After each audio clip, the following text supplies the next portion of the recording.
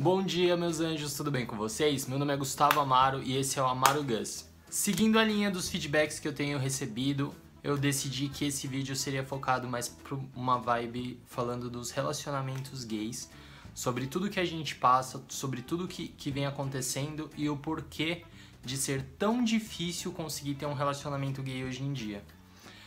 Peguem a vinheta e a gente já volta.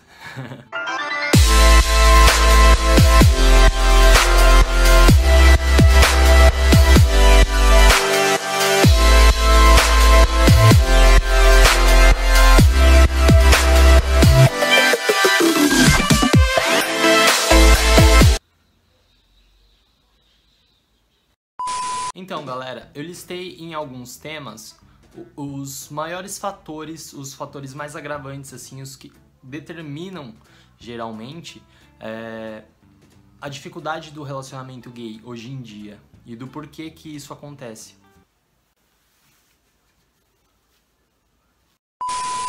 Então, galera, o primeiro fator que eu listei é a banalização das relações e a tecnologia e o modo com que ela vem interferindo nas relações. A cada dia que passa, o ser humano para o outro acaba sendo mais descartável.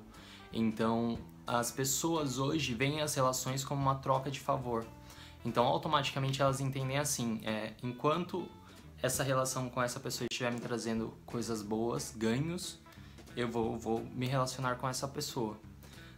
Antigamente, existia uma pressão familiar, tanto familiar quanto das pessoas. Então, o que acontece? Geralmente as pessoas estão banalizando, simplesmente se não deu certo com uma pessoa, ninguém tenta resolver, ninguém se esforça para fazer como fazia antigamente, que as relações eram feitas para durar. Se você quebrava um vaso, você reconstruía esse vaso, você colava todos os caquinhos, você fazia com que isso desse certo. Hoje em dia não.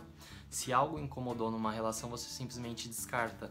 Isso é algo que vem acontecendo no meio geral, no meio gay, no meio hétero, em todos os meios sociais. E isso é um problema. É um dos agravantes que fazem com que seja mais difícil hoje em dia ter uma relação. Além disso, a gente tem visto ultimamente um crescimento muito grande do machismo no meio gay. Então o que acontece? As pessoas se dividem em grupos, mini grupos, e esses grupos acabam se atacando sem ter motivo nenhum. Então muita gente coloca assim no aplicativo, não sou e não curto afeminado. Só que eles não sabem que automaticamente eles estão reforçando o machismo nesse jeito de lidar. Porque eu acho que assim, se uma pessoa não curte um outro tipo de pessoa, ela não tem que necessariamente colocar no perfil e tatuar ali e reforçar uma imagem que a gente já vem trazendo desde sempre, entende? Então o que eles entendem? Que eles estão no nível mais próximo do macho do que o gay que é afeminado, então automaticamente eles são superiores, mas não, eles não são superiores. E é isso que a gente tem que entender, que gosto, existe gosto, você tem atração por uma pessoa, você não tem por outra, mas isso não te dá o direito de você reforçar uma mensagem machista, entendeu? Isso são caminhos totalmente diferentes. O segundo tema. Nós do meio gay, nós temos um outro problema que é o armário. Algumas pessoas são muito bem resolvidas quanto a isso, já passaram por toda uma situação de se assumir, como eu passei, que eu conto no meu segundo vídeo. Toda aquela história de se assumir, etc. Foi um mal, foi muito difícil pra mim, eu sofri demais, mas foi um mal necessário. Porque hoje eu consigo viver bem com a minha sexualidade e eu consigo viver bem com a minha família, viver bem com as pessoas que estão ao meu redor, sem ter que me esconder. Porém, então muita gente ainda tá no armário, muita gente não se assumiu ainda, muita gente não se aceitou ainda. Automaticamente isso acaba agravando, porque às vezes você se apaixona por uma pessoa, você começa a se relacionar com uma pessoa, você pode ser bem resolvido, mas se a pessoa não é, você vai acabar passando por toda uma série de situações que você teve que passar no passado, que você teve que lutar para deixar de passar, entendeu? Mas no momento que você entra numa relação com a pessoa que ainda está passando por isso, você tem que vivenciar tudo aquilo e acaba sendo muito sofrido. Então, em muitos casos, isso acaba sendo um agravante e faz com que as relações não perdurem, que as relações não continuem. O terceiro tema é uma homofobia internalizada. o que acontece? Muita gente entende sua atração pelo outro, de uma pessoa do mesmo sexo, só que ela não aceita isso. Ela acha que isso é simplesmente uma fase, uma curiosidade, uma coisa casual que ela vai fazer e que não vai perdurar. Só que ela insiste em relações que não vão fazer ela feliz. Em muitos casos, as pessoas se escondem por anos e anos e anos, e quando chegam na sua velhice, a pessoa cansa de mentir. Às vezes ela vive um casamento, tem filhos, ela vive toda uma mentira sem ter uma necessidade de viver essa mentira. Então o que acontece? Essas pessoas passam a vida inteira se torturando por uma homofobia interna dela. Porque ela mesma não se aceita, ela mesma aponta o dedo pra ela e diz: não, isso não é normal, eu não posso ser assim, porque a sociedade me diz que eu tenho que ser de outro jeito, então eu vou ser de outro jeito. E isso é a pior tortura que pode existir, porque você não é você de verdade, sabe? Você não externaliza o que você tem dentro do seu peito. Isso pode ser uma tortura.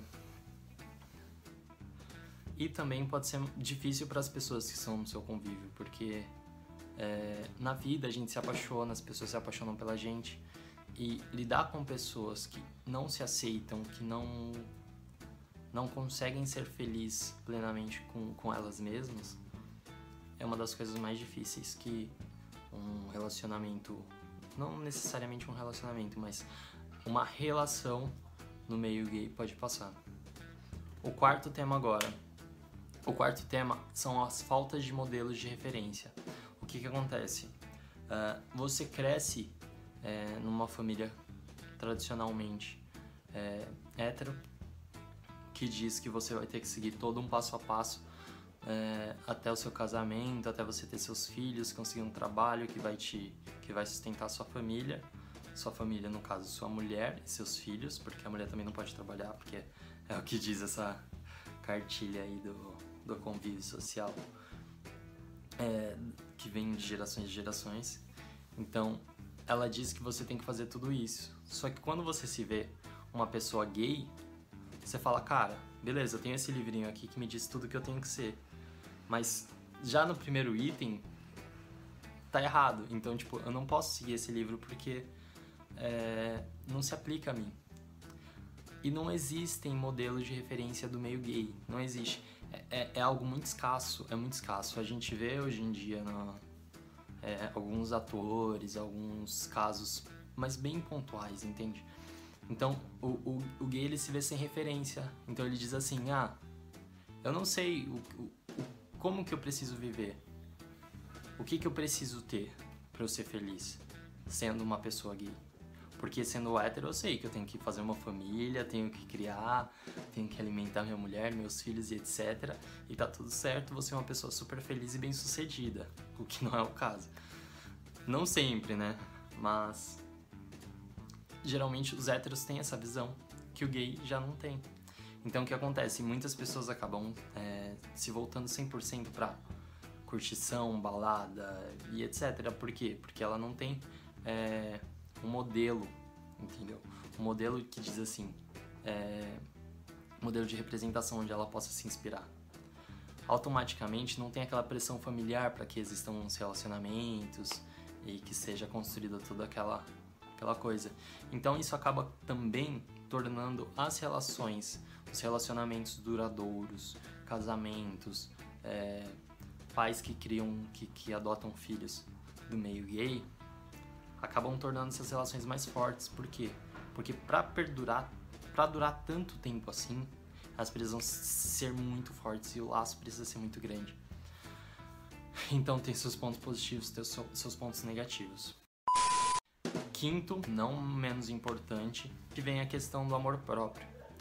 Muitas pessoas querem se relacionar com as outras pessoas por uma carência.